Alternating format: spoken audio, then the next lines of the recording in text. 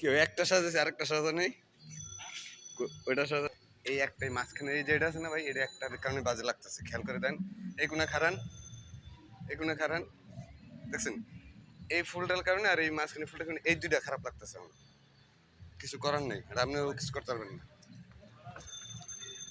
ওইটা তো জানি এই দুইটা এলেই তো আমি কইতেছি ওই দুইটার লেগেই তো খারাপ লাগতেছে।